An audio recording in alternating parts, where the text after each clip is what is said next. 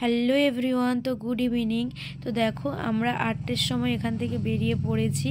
তো ভিডিওটা দেখতে থাকো। 8টার সময় আমরা হায়দ্রাবাদ থেকে বেরিয়ে পড়েছিলাম, ব্যাগপত্র বের করে হোটেল থেকে বেরিয়ে পড়েছিলাম।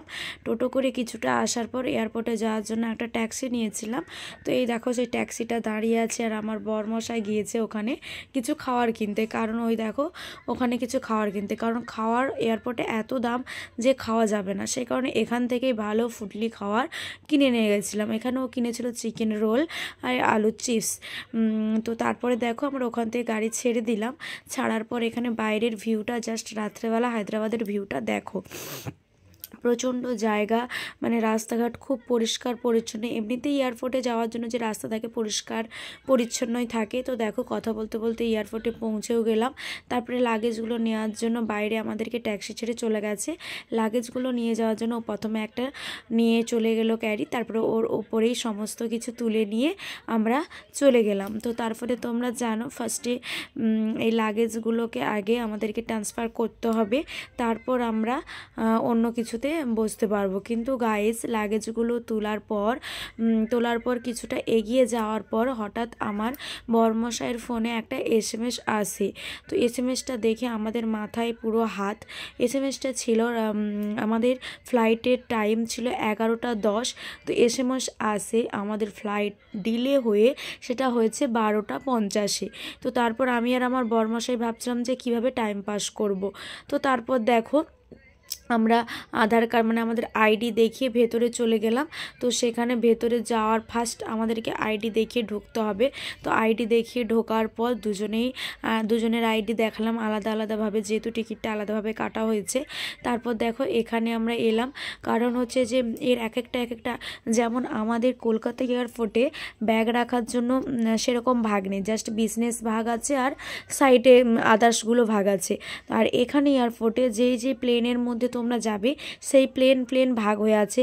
হার্লি এয়ার ইন্ডিয়া এক্সপ্রেস, যেমন যেমন প্লেনের নাম আছে, তো সেই রকমই এখানে লাগেজগুলো ওখানে দিতে হয়। আর আমাদের প্লেনের নাম ছিল এয়ার ইন্ডিয়া এক্সপ্রেস, সেই কারণে আমরা এখানে এলাম। এটা 11 নম্বরেই ছিল। তো এখানে এসে আমরা লাইন দিলাম। লাইন দেওয়ার পর ID চেক করে আমরা এখানে সমস্ত কিছু লাগেজগুলো দিলাম। ছোটো ব্যাগটা শুধু রেখেছিলাম আর সমস্ত কিছু লাগেজগুলো দিয়ে দিলাম। তো তারপর দেখো খাওয়ার আর ছোট ব্যাগ আর হচ্ছে যে আমার ছোট একটা হ্যান্ড ব্যাগ ছিল, সেগুলো নিয়ে আমরা ভেতরের দিকে যাচ্ছিলাম। ওখানে রেখে দিয়ে গাড়িটা ভেতরের দিকে যাচ্ছিলাম। তো এই মেয়েটাই যে দেখতে পাচ্ছ, যেটা ফ্লাইটে কাজ করছিল, উনি চেকিং আউটগুলো করছিলেন। উনি বলছিলেন যে তোমরা কি কলকাতা যাবে, হিন্দিতেই বলেছিল। তো আমরা বললাম হ্যাঁ, কারণ আমার সিঁদুর আর শাঁখা দেখে উনি বুঝতে পেরে গেছিলেন যে আমরা বাঙালি, কলকাতা যাব। তো তারপর ওনার সঙ্গে কিছুক্ষণ কথা বললাম।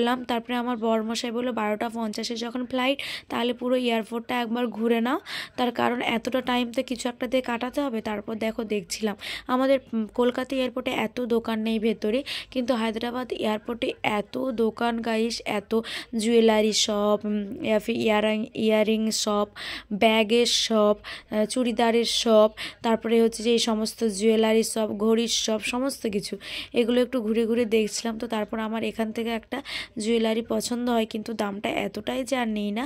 তারপর একটা চুড়িদারও দেখেছিলাম, সেটাও পছন্দ হয়, কিন্তু এতটাই দাম আর নেই না। তারপর ওগুলো ঘুরতে ঘুরতে আসার পর আমাদেরকে খিদে পেয়ে যায়, আমরা খেতে বসে যাই। 2টো বক্স নিয়েছিলাম, একটা ওখানে ফ্লাইটে বসে বসে খাবো আর একটা এখানে খাবো। তো দেখো একটা নিয়েছিলাম চিকেন রোল আর একটা আলুর চিপস সামথিং এমন কিছুই নিয়েছিলাম। তো তারপর দেখো যেখান থেকে বসছিলাম পুরো বাইরের ভিউটা দেখা যাচ্ছিলো, মানে ভেতরের ভিউটা। কত ফ্লাইট ওখানে দাঁড়িয়ে আছে দেখো গাইস, কত। এখানে একটা লাল, হোয়াইট, মানে সাদা, 2টো সাদা, একটা লাল, একটা পিঙ্ক, মানে এত ফ্লাইট দাঁড়িয়ে চলা। দেখো আরেকজন ওখানে ল্যান্ড করছে নিচে নামার জন্য। তো এই সমস্ত কিছু ভিডিও ক্লিপগুলো নিচ্ছিলাম আর তোমাদেরকেও শেয়ার করছিলাম।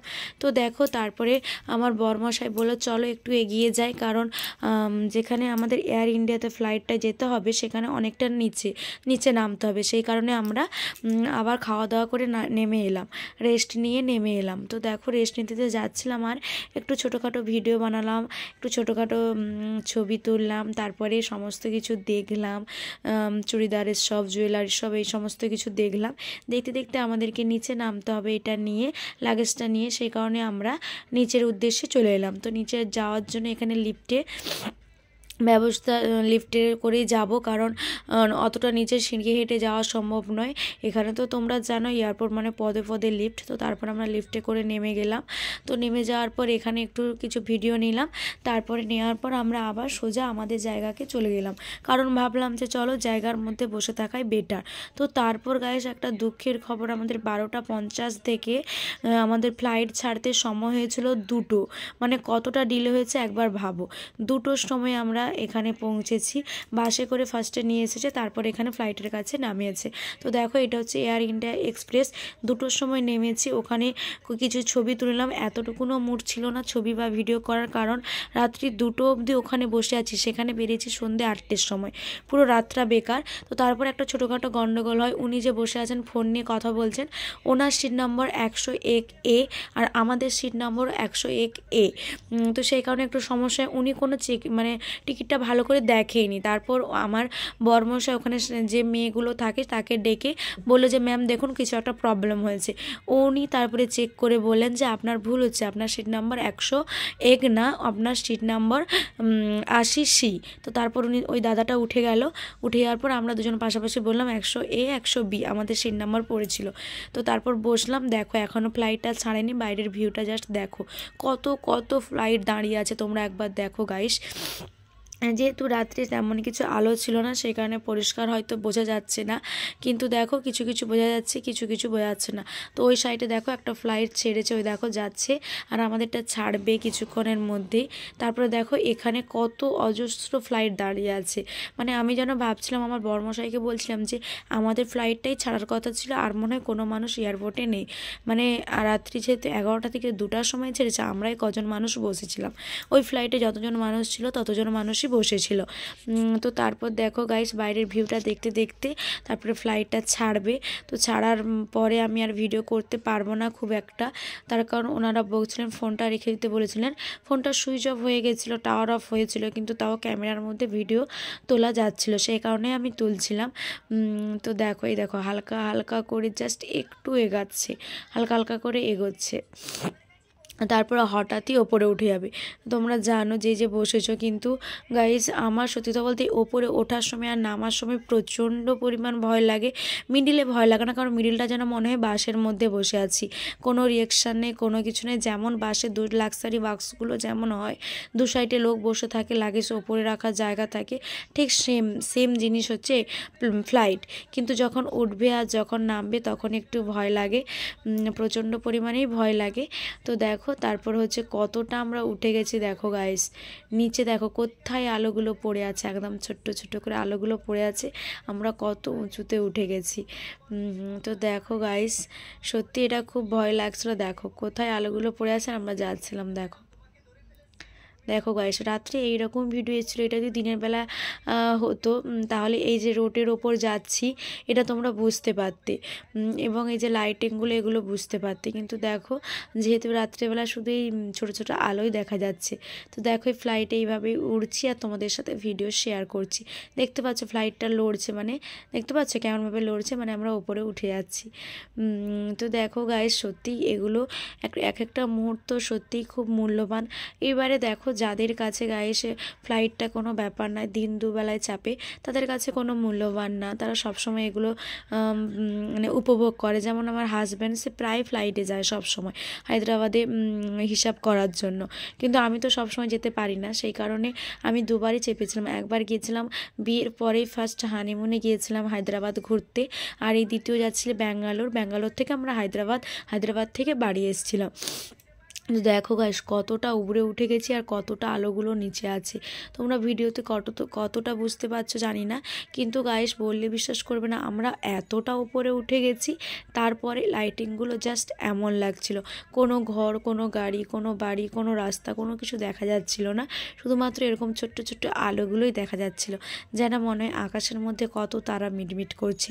সত্যি দৃশ্যটা খুব মনের মতো লেগেছিল, মানে এতটা ঘুম পেয়েছে গাইস, 2টোর সময় মানে কতটা ঘুম পেয়েছে যেতে পারি। তাও তোমাদের সাথে এই ভিডিওটা শেয়ার করার জন্য আমি জেগেছিলাম। তারপরে তোমাদের সাথে ভিডিও শেয়ার করার পর আমি অনেকটা টাইম ঘুমিয়েছিলাম, তার কারণ এত রাত্রের মধ্যে জেগে থাকা সম্ভব নয়। আর আমরা যে খাওয়ারটা নিয়েছিলাম গাইস, এতটা ঘুম পেয়েছে, আমি আর আমার বরমশাই দুজনেই ঘুমিয়ে গেছিলাম। খাওয়ারটা আর খাওয়া হয়নি, ব্যাগের মধ্যেই পড়ে রেখে গেছিলো। মানে গাইস আমরা বিকেল 4টের সময় খেয়ে এসেছিলাম, আর ওই এয়ারপোর্টে গিয়ে কিছু হালকা টিফিন করেছিলাম, যেটা তোমাদের দেখালাম চিকেন রোল, সেটাই হালকা কিছু করেছিলাম। তো আর কিছু খাইনি। পুরো সকাল 6টার সময় বাড়িতে পৌঁছেছি গাইস, 2টোর সময় ছেড়েছিল ওখান থেকে। এতটা লেট, যেমনভাবে এখানে ফ্লাইটটা লেট হয়েছে ঠিক তেমনভাবে আমাদের ব্যাগগুলো লাগেজগুলো নিতেও লেট হয়েছে। আস্তে আস্তে ঘুরছে তো ঘুরছে, আমাদেরটা আসছেই না। মানে এতটা মাথা গরম হচ্ছিলো যে ওকে আমার বরমশাইকে বলছিলাম, তুমি কি এত দেরি করে মানে এই ফ্লাইটটাই পেয়েছিলে? ও বললো কী করবো বলো, ডিলে হলে কিছু করার নেই। তারপর দেখো হালকা হালকা এইরকম লাইটটা বাইরে জ্বলছিল, আর বাইরের দৃশ্যটা এমন হচ্ছিল। আর যে লাইটটা সেটা জ্বলছে না, সমস্ত লাইট নিভিয়ে দেওয়া হয়েছিল। তারপরে এভাবেই যাচ্ছিলাম, আর এভাবেই আলোগুলো ছোট্ট ছোট্ট তারার মতো জ্বলতেছিল। তো কার কার এই ভিডিওটা ভালো লেগেছে অবশ্যই আমাকে কমেন্ট করে জানিও। কে কে আমার মতো ওপরে ওঠার সময় এবং নিচে নামার সময় ভয় পাও, সেটাও কমেন্ট করে জানিও। তো আমার ভিডিওগুলো যদি ভালো লেগে থাকে গাইস, অবশ্যই আমার চ্যানেলটিকে সাবস্ক্রাইব করে নেবেন এবং পাশে থাকা বেল আইকনটা অল করে নেবেন, যাতে আমার সমস্ত নোটিফিকেশান আপনার ফোনে যেতে পারে। আর গাইস প্লিজ আমার ভিডিওতে একটা লাইক কমেন্ট করে যাবেন যদি ভালো লেগে থাকে, কিংবা কোনো কিছু আমার কোনো কিছু মানে বলতে কোনো অসুবিধা বা শুনতে কোনো অসুবিধা হচ্ছে, বা আমার কোনো ভিডিওর মধ্যে কোনটা খারাপ লাগছে সেটাও তোমরা আমাকে কমেন্ট করে বলতে পারো। তার কারণ তোমরা যদি আমাকে কমেন্ট করে বলো, অবশ্যই আমি ভুলটা সংশোধন করার চেষ্টা করব, তারপরেরটা অবশ্যই আমার ঠিক হবে। তো তার জন্য তোমাদেরকে আমার ভিডিওতে কমেন্ট করতে হবে, যাতে আমি বুঝতে পারি যে আমার কোথায় কি ভুল হচ্ছে। তো গাইস তোমরা দেখতে থাকো এবং সঙ্গে থাকো, ফুল ভিডিওটা আশা করি খুব ভালো লাগবে। তো তারপর দেখো গাইস আমরা নেমেছিলাম প্রায় 4:30 দিকে নেমেছিলাম। তো বাড়ি আস্তে আস্তে আমাদের 6টা বেজে, দেখো সেটা ওপরে ছিল, কেমন লাইটটা অন্ধকার লেগেছিল, এই জায়গাটার কাছটা অন্ধকার লেগেছিলো। আর এটা দেখো যা নেমে গেছি, তো লাইটটা জেলে দিয়েছে, দেখো যেন মনে হচ্ছে রোডের মধ্যে হেঁটে হেঁটে যাচ্ছে, মানে রোডের মধ্যে যায়। তো সেরকমই নেমে পড়ার পর রোডের মধ্যে যাচ্ছিলাম। তো তোমাদেরকেও ভিডিওটা শেয়ার করলাম। তো দেখো তারপর দেখো দেখো দেখো দেখো আলোটা পড়ছে, পুরো রোডের দাগ দেখা যাচ্ছে, এটা হচ্ছে রোডের মধ্যে যাচ্ছে নেমে। তো দেখো ওখানেই বাসটা মানে ওখানে ফ্লাইটটা নেমে যাবে, তারপরে বাস আসবে, বাসে করে আমাদেরকে এয়ারপোর্টের ভেতরে যেতে হবে। তো তারপর আমরা বাসে করে এয়ারপোর্টের ভেতরে গেলাম, লাগেজগুলো নিলাম এবং আমাদের গাড়ি চলে এসেছিলো বাড়ি থেকে, ড্রাইভার গিয়েছিল আনতে। তো তারপরে আমরা বাড়ি চলে এসেছিলাম ভোরবেলা। এতটা কুয়াশা গাইস যে গাড়ি চালাতে ড্রাইভারের খুব কষ্ট হচ্ছিল, তারপরেও আমরা বাড়ি পৌঁছে যাই সেফলি। তো টাটা গাইস, খুব ভালো থেকো, সঙ্গে থেকো, পাশে থেকো, এতটাই বলবো। এবং প্লিজ অবশ্যই আমার চ্যানেলটিকে সাবস্ক্রাইব করে নিও এবং পাশে থাকা বেল আইকনটা অল করে নিও। তো দেখো যদি ভিডিওটা ভালো লেগে থাকে অবশ্যই একটা লাইক কমেন্ট করে যেও। টাটা, সুস্থ থেকো, খুব ভালো থেকো।